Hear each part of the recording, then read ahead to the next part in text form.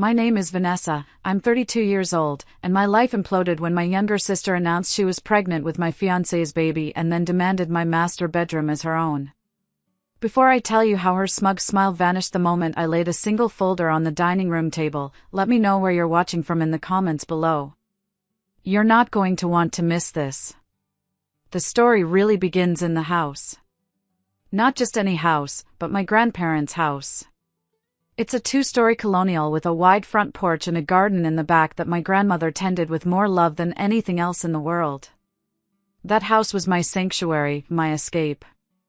Growing up, my world often felt like it orbited around my younger sister, Alexis. She was the sun, and I was a distant planet.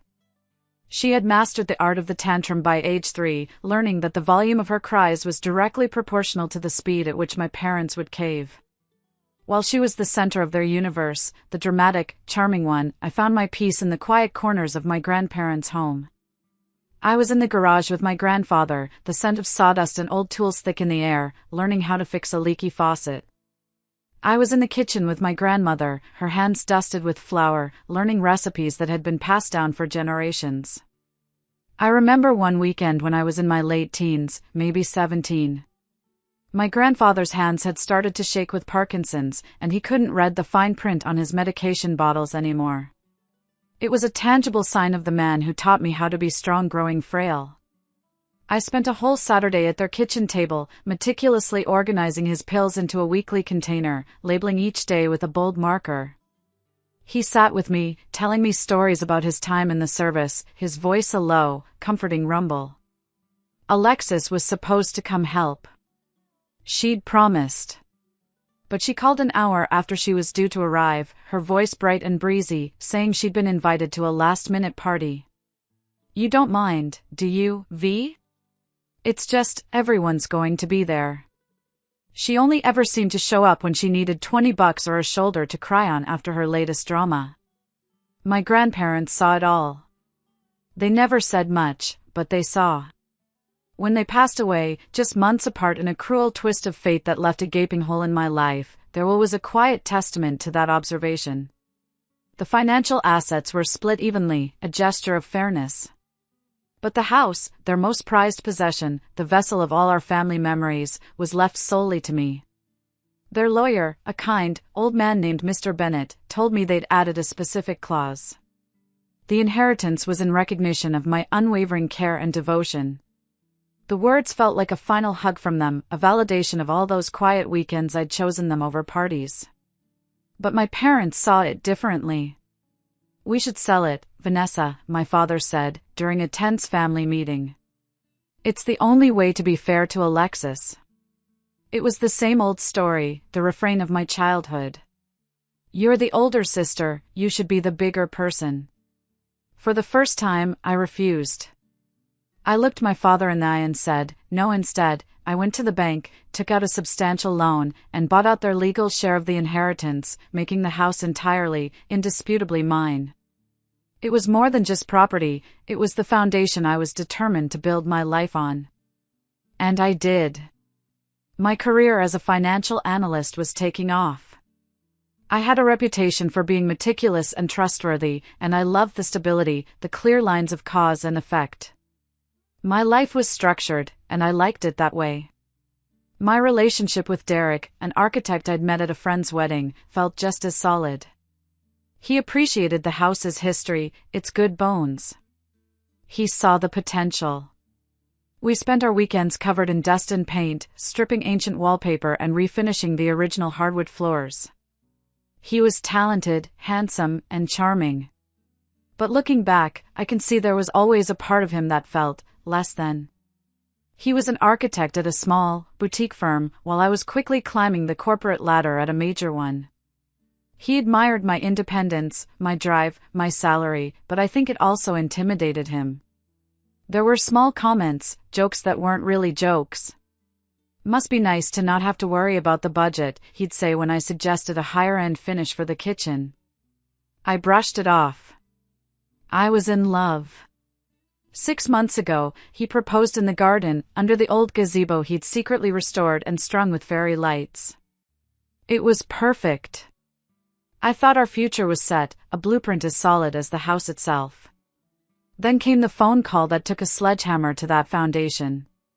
It was Alexis, sobbing hysterically, the kind of full-body, gasping sobs she'd perfected as a child. Her latest boyfriend, Tyler, had cheated. She was being evicted. She had nowhere to go. Just for a month or two, V, she pleaded, her voice thick with tears. I swear. Just until I get back on my feet. I have nowhere else to go. My gut, a cold, hard knot in my stomach, screamed no.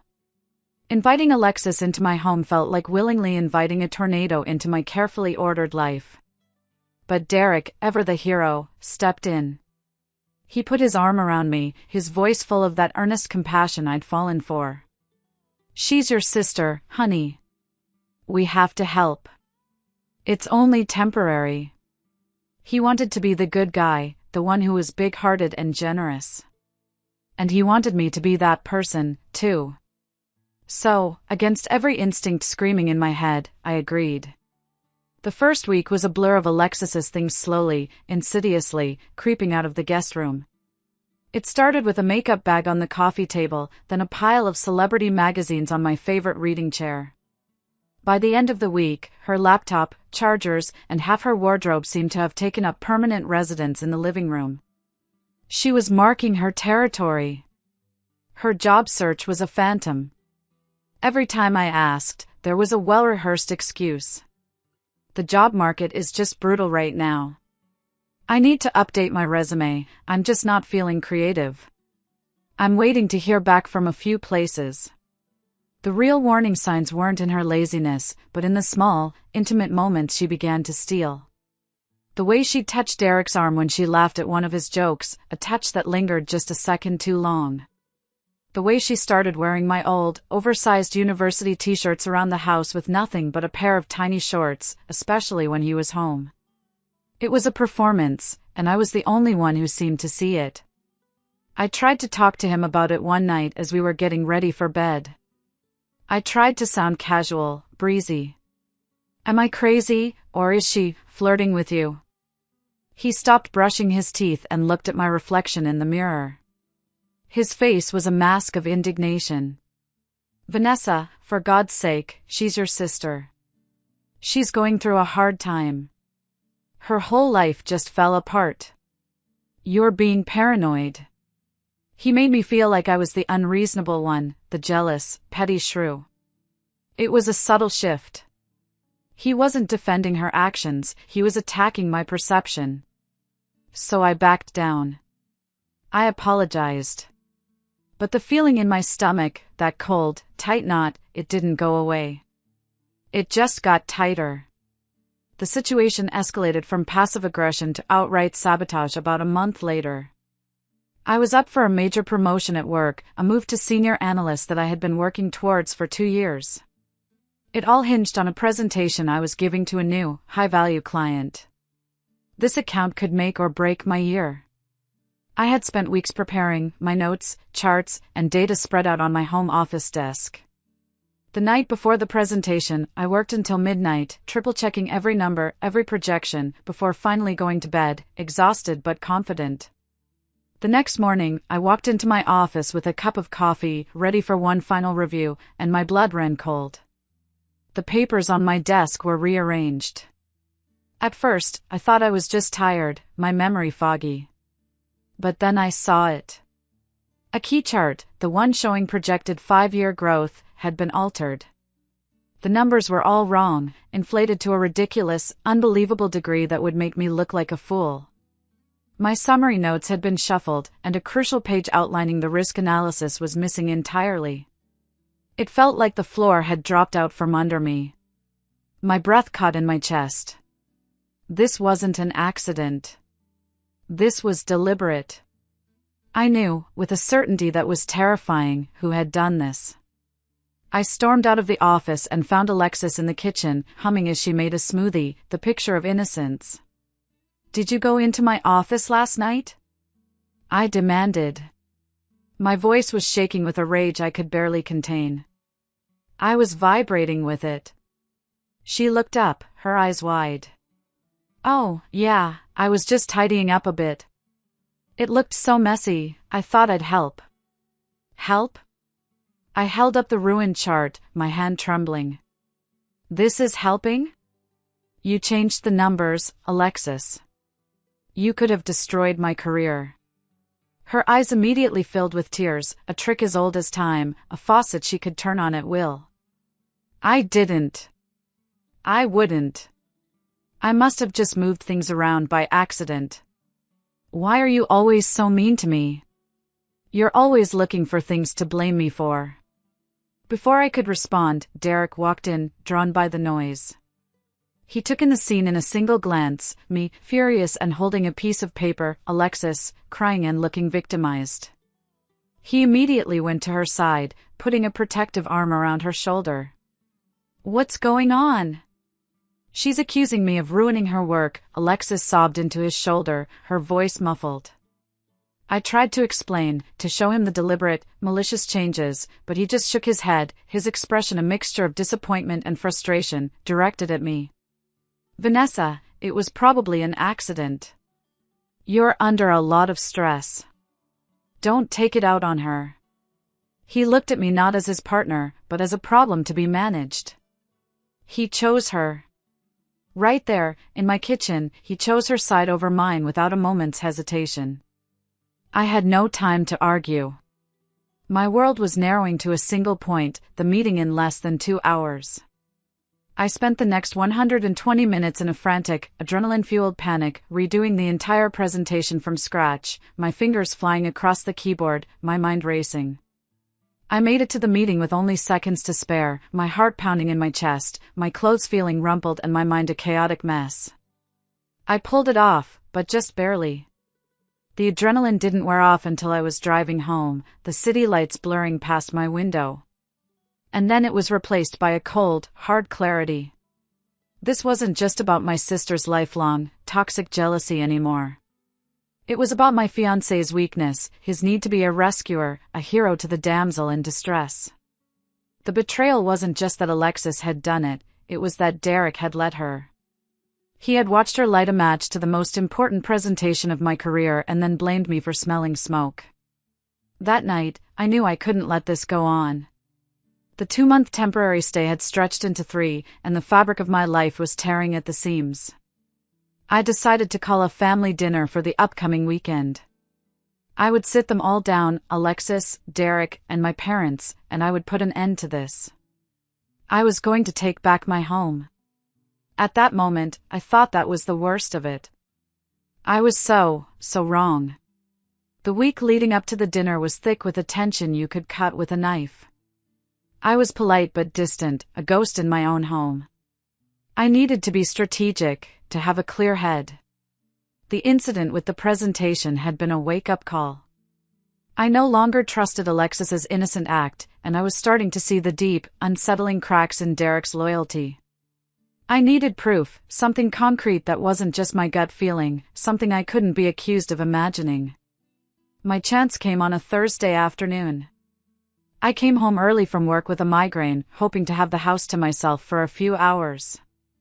As I walked in the front door, I saw Alexis on the shared family computer in the living room. She slammed the laptop shut the second she saw me, a guilty, startled look flashing across her face before she could mask it. "Just checking my email," she said, a little too quickly. "My laptop's being slow." I nodded, not saying a word, and went upstairs to lie down in the dark. But her reaction stuck with me, replaying in my mind. Later that evening, after she'd gone out with friends, I went to the computer. My heart was thumping. I felt like a trespasser. I opened the browser, and in the search bar, the autofill told me everything I needed to know. The recent searches were still there, a digital trail of her intentions, signs he's falling out of love with his fiancé, how to win over your sister's man, and the one that made my stomach clench into a tight, painful knot, can you get a man to leave his fiancé for you if you get pregnant? It felt like a punch to the gut. This wasn't just opportunistic flirting. This was a calculated campaign. The rage I'd felt about the presentation was a flickering candle compared to the inferno that was starting to build inside me. This was a deeper, more intimate betrayal. It led me on a search. If she was this brazen online, what else was there? I started in the living room, where she spent most of her time. My hands were shaking as I looked under the couch cushions, between the magazines on the coffee table. I felt desperate, crazy. And then I saw it. Tucked deep into the side pocket of the armchair she'd claimed as her own, the one I'd inherited from my grandmother, was a small, leather-bound journal. My hands were trembling so hard I could barely open it. Her handwriting, loopy and dramatic just like her, filled the pages. It was all there, in black and white. A detailed, chilling account of her plan, her twisted inner monologue. An entry from her first week: V is always working late. It gives me and D plenty of time to connect. He's so easy to flatter. He complains that she doesn't appreciate his vision for the house, for their future. I make sure to tell him how brilliant he is every chance I get. He soaks it up like a sponge. Another entry: a few weeks later, he's starting to confide in me. He says V is too independent, too focused on her career. He wants someone who needs him. I can be that person. I can be soft and admiring where she is strong and opinionated. And then, the entry that made me feel like I couldn't breathe, the words blurring through the hot tears that filled my eyes. It was dated just 3 days ago. Living here is perfect. I can finally take what should have been mine all along. V always gets everything handed to her: the perfect job, this amazing house, the perfect fiancé. Not for much longer. The pregnancy test was positive this morning. This changes everything. This is my checkmate. Now he has to choose me. I closed the journal, the leather cool against my clammy skin. The shock was so profound it felt like silence. There was no screaming, no crying. Just a terrifying, glacial calm that settled deep in my bones. The pain was so sharp, so absolute, that it transformed into something else. It became resolve. She hadn't just stumbled into an affair. She had engineered the destruction of my life from inside my own home. And Derek, with his fragile ego and his desperate need to be adored, had walked right into her trap. Or maybe he hadn't been trapped at all. Maybe he was a willing participant in the demolition of our life together. I put the journal back, exactly where I found it, wiping my fingerprints from the cover. She would never know I'd seen it. This knowledge was now my weapon, my armor. The family dinner I had planned was no longer about asking my sister to move out. It was about taking my entire life back. I knew exactly what I had to do. The night of the dinner, the air in the house was electric, thick with unspoken things. I moved through the motions of cooking and setting the table with a strange sense of detachment, like I was watching a movie of my own life. I made my mother's favorite roast, the scent of rosemary and garlic filling the house with a false sense of warmth and nostalgia. Alexis was glowing, radiating a smug, triumphant confidence that made my skin crawl. She wore a new dress, one that was just a little too tight, emphasizing the slight curve of her stomach. Derek was a nervous wreck, avoiding my eyes, constantly checking his phone, his leg bouncing under the table. My parents arrived, blissfully, willfully oblivious, armed with a bottle of cheap wine and cheerful chatter. We all sat down at the dining room table, the table where my grandparents had hosted decades of family holidays. The irony was a bitter taste in my mouth. The small talk was excruciating. My dad asked Derek about work. My mom complimented Alexis on how rested she looked. I just smiled, a tight, brittle smile that didn't reach my eyes, and waited. I knew from the journal what was coming. I didn't have to wait long. As I was clearing the main course plates, Alexis clinked her water glass with a fork. The sound was sharp, demanding, a call to attention. Everyone fell silent. I have some wonderful news to share, she announced, her voice trembling with perfectly rehearsed emotion. She placed a hand protectively on her stomach. I'm pregnant. My mother gasped, a hand flying to her chest, her eyes wide with joy. She rushed to hug Alexis. My father beamed, already talking about being a grandfather. I stood frozen by the sideboard, a stack of plates in my hand, my knuckles white. I watched Derek. He went pale, a sickly, greenish-white, and his eyes darted towards me for a fraction of a second, full of panic. Well, this is wonderful, my father boomed after the initial excitement died down. But who's the father? Are you back with that Tyler fellow? The room fell silent again. This was the moment. Alexis turned her head slowly to look directly at me. Her eyes were gleaming with triumph. It was a look I'd seen 1,000 times since we were children, right before she broke my favorite toy or told a lie to get me in trouble. It was the look of victory. Well, that's the complicated part, she said, drawing out the moment, savoring it. It's Derek's baby. The silence that followed was absolute, a vacuum. It was so quiet I could hear the hum of the refrigerator in the kitchen. My parents' smiles froze and then crumbled. My mother looked from Alexis to Derek, then to me, her face a mask of horrified confusion. I finally managed to speak, my voice a whisper, barely audible. What did you just say? Derek is the father, Alexis repeated, louder this time, her eyes locked on mine, watching me break. Derek started stammering, his words tripping over each other. Vanessa, it's not. I mean, it was just once. It was a mistake. A huge mistake. His pathetic, partial confession was all the confirmation I needed. It was real. I felt a strange calm wash over me, the kind of numbness that precedes an unbearable pain, the body's last defense against a fatal blow. You slept with my sister, I said, my voice flat, devoid of emotion. I looked at Derek. In our home. While we were engaged. It wasn't like that, he pleaded, his voice cracking. I was drunk, she came to me, she was upset. Don't you dare blame this on me, Alexis snapped, her fragile victim act vanishing in a flash of anger. You were a very willing participant. And then, as if on cue, she delivered the final, devastating blow, the true purpose of this entire charade. Look, Vanessa, I know this is a shock, she said, her tone shifting to one of condescending reasonableness. But we need to be practical. There's a baby to think about. So, I think the most logical solution is for me to take the master bedroom. It has the attached bathroom, and it's bigger. The baby will need the space. And Derek should be close to his child. I just stared at her, speechless at the sheer, breathtaking audacity. She had slept with my fiancé, gotten pregnant, and was now orchestrating my eviction from my own bedroom. Derek, incredibly, after a moment of hesitation, started to nod. She has a point, V. We have to think about the baby. It would be the most practical solution for now. Just then, Alexis's phone buzzed. She picked it up and put it on speakerphone, a prearranged signal. Mom, I'm glad you called. I was just telling Vanessa about our plan for the living arrangements.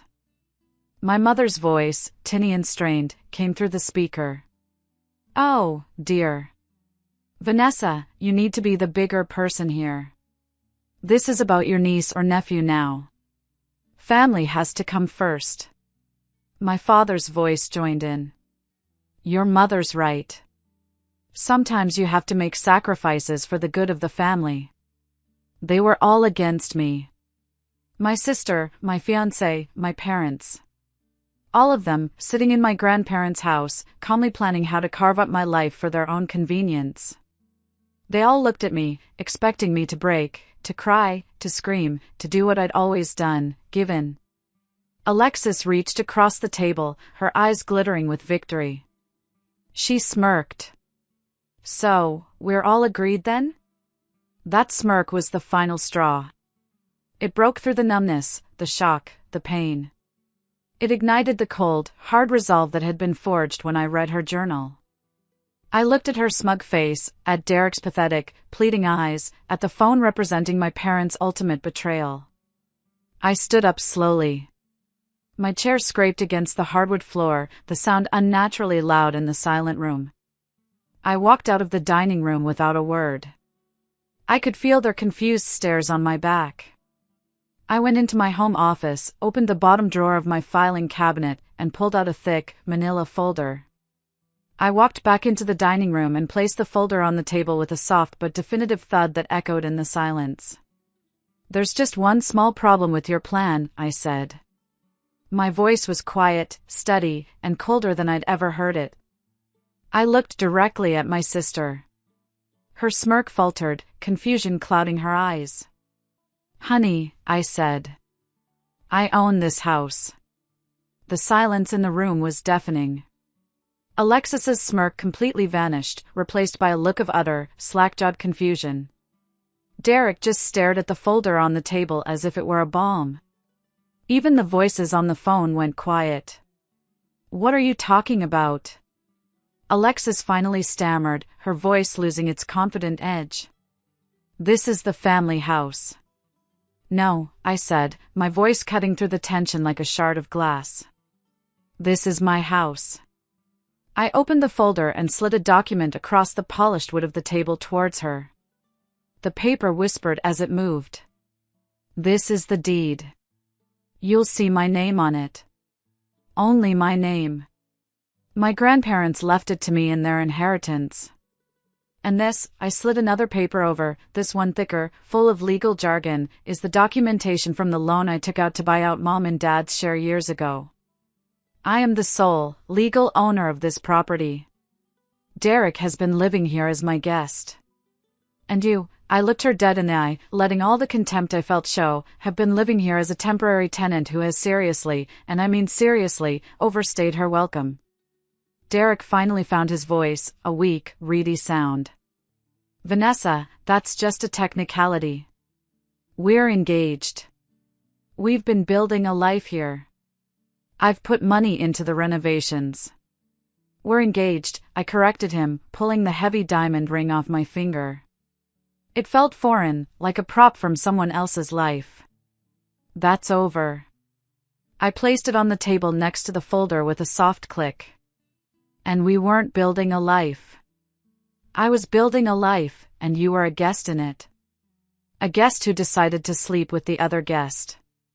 Any money you contributed was rent, as far as I'm concerned now." Alexis's face had gone from smug to panicked. Color blotched on her neck. "You can't do this. I'm pregnant. With your fiancé's baby. You can't just throw your own family out on the street. What kind of monster are you?" "I'm not throwing anyone on the street," I said, my voice still unnervingly calm. The calm was my shield. "I'm giving you notice. Both of you have 30 days to vacate my property. That's more generous than either of you deserve. You can consider it my final act of being the bigger person." My mother's voice shrieked from the phone, shrill and hysterical. "Vanessa, you stop this right now. This is cruel. This is unforgivable. Think of the baby." "Oh, I am thinking of the baby," I said, picking up the phone and speaking directly into it, my voice low and clear. "I'm thinking about how it deserves better than a manipulative, narcissistic mother and a spineless, cheating father. But that is their problem to solve, not mine. My problem is the two people who betrayed me, sitting at my dining room table, trying to kick me out of my own bedroom. And that problem is being solved right now." I ended the call and tossed the phone onto a nearby armchair. Derek looked utterly broken, his face ashen. "Vanessa, please. It was a mistake. One terrible mistake. I love you. I was weak, and she preyed on it. Don't throw away 3 years over this. We can go to counseling. We can fix this." "You threw it away, Derek." "Not me," I said, the words feeling final, like closing a heavy door. "You threw it away the first time you let her convince you that my concerns were paranoia. You threw it away when you defended her for sabotaging my career. And you threw it away for good every single time you chose her over me. This baby isn't the reason our relationship is over. It's just the symptom of a disease that's been rotting it from the inside for months. There's nothing left to fix. The foundation is gone. I turned my attention back to my sister, who had started to cry real tears of frustration and rage now that her manipulative ones had failed. You have 30 days, Alexis. I suggest you and your baby's father start looking for an apartment. The real world is waiting. I picked up my ring, the folder, and walked out of the room, leaving them sitting in the ruins of the life they had tried to steal from me. I went upstairs, to my bedroom, and locked the door. And for the first time that night, alone in the quiet, I let myself feel everything. The rage, the grief, the gut-wrenching pain of it all. But underneath it, for the first time in a long, long time, I also felt a flicker of something else, power. I had taken their power away. The power they had over me, the power they assumed they had in my home. The house was quiet, but the storm was far from over. The next 30 days were a special kind of hell. Living under the same roof with the two people who had betrayed me was an exercise in extreme self-control. Derek moved onto the couch and was mostly a ghost, leaving early for work and coming home late, his face etched with a permanent look of misery. We communicated only through terse text messages. He found a small apartment across town within 2 weeks. The day he moved his things out was quietly devastating. Watching him pack the books we'd bought together, the photos from our vacations, the stupid little souvenirs from our weekend trips, it was like watching our entire future get boxed up and hauled away. But when the door closed behind him for the last time, and I was alone in the house with just Alexis, it felt instantly lighter, cleaner. Alexis, on the other hand, used every single one of her 30 days as a weapon. She launched a full-scale campaign to wear me down. My parents called daily, sometimes multiple times an hour, their tone shifting from pleading to demanding to outright threatening. "You're tearing this family apart over a house," my father yelled at me over the phone one day. "She's pregnant and hormonal, you need to have some compassion. What has gotten into you?" "What's gotten into me," I replied calmly, "is a backbone. You should try it sometime." I finally had to block their numbers, an act that felt both liberating and heartbreaking. I hired Mr. Bennett, my grandparents' old lawyer, to formalize the eviction notice. Having a legal document served to her by a professional seemed to finally make it real for Alexis. Her tactics shifted from emotional manipulation to petty, passive-aggressive warfare. My favorite sweater went missing from the laundry. A brand new bottle of expensive perfume was suddenly empty. She would leave dirty dishes in the sink for days, knowing I couldn't stand the mess. She was a toxic presence, a ghost of bad faith haunting my hallways, and I counted down the days until she would be gone. The final day arrived. I had arranged to work from home, not trusting her to leave without a fight. I watched from the upstairs window as she loaded the last of her boxes into her beat-up car. She didn't look at the house once. As her car pulled away from the curb and disappeared down the street, I felt a wave of relief so profound it almost brought me to my knees. It was over. I was free. But it wasn't. That evening, after soaking in the glorious, profound silence of my empty house, I decided to take a long, hot bath. A ritual cleansing. I went into my master bathroom, turned on the faucet, and nothing happened. Not a drop. Confused, I went downstairs to check the main water valve in the basement. That's when I saw the water. It was seeping from under the kitchen sink, pooling on the new hardwood floors I had just installed 6 months prior. I wrenched open the cabinet doors to find a nightmare. The pipes under the sink had been deliberately disconnected, just enough to create a steady, destructive leak. And the faucet in the upstairs bathroom had been left on full blast. She had deliberately tried to flood my house from 2 directions. But that wasn't the worst of it. A cold dread filled me as I ran back upstairs, my heart pounding against my ribs. In the master bedroom, she had taken a bottle of my brightest red nail polish and written "Home Wrecker" in huge, dripping letters across my antique vanity mirror. And on my nightstand, shattered into 100 jagged pieces, was the antique porcelain vase that had belonged to my grandmother. It was the one thing I cherished most, the last physical piece of her I had left. Seeing that vase, that beautiful, irreplaceable piece of my past destroyed out of pure, venomous spite, that's when I finally broke. I sank to the floor amidst the broken porcelain, the sharp edges pressing into my knees, and I sobbed. I cried for my grandparents, for my lost love, for my broken family, for the beautiful vase. I cried for the naive woman I had been. But as I sat there on the floor, my tears mixing with the dust of my shattered inheritance, something shifted. The tears of grief turned into tears of rage. This wasn't just a betrayal anymore. This was war. She had tried to destroy my sanctuary, my history. She would not succeed. I pulled out my phone, my hands shaking, and I took a picture of the damage, of the hateful words on the mirror, of the broken vase. Then I called my lawyer. The year that followed was a reconstruction project, not just of my house, but of my entire life. The water damage was extensive and expensive, but as I worked with contractors to repair it, I found myself making new, bolder choices. I picked a deep, calming blue for the bedroom walls instead of the neutral beige Derek had wanted. I chose sleek, modern cabinets for the kitchen. I was systematically erasing the last traces of them, reclaiming every inch of my space and infusing it with my own identity. The house started to feel like mine again, truly mine, for the first time. I threw myself into my work. The focus was a welcome distraction, and the professionalism I managed to maintain, even while my personal life was in shambles, did not go unnoticed. Janet, my boss, called me into her office 6 months after the eviction. She told me the client I'd presented to on that horrible, frantic morning had just signed a major, multi-year contract.